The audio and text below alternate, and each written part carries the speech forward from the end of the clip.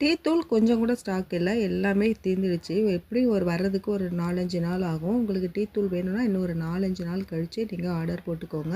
மற்றபடி ஸ்பைசஸ் எல்லாமே இருக்குது, எல்லா ஸ்பைசஸும் அவைலபிள்.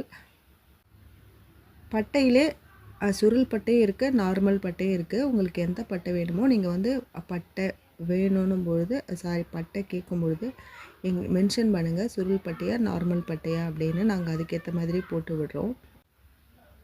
ஸ்பைசஸ் வந்து எல்லாமே இருக்குது, இதுதான் இல்லை அதுதான் இல்லை அப்படிலாம் கிடையாது. முன்னாடி நீங்கள் கேட்குறது ஏதாவது ஒரு சிலது வந்து நான் இல்லை அப்படின்லாம் சொல்லியிருப்பேன். இப்போ அப்படி இல்லை, எல்லாமே அவைலபிள்.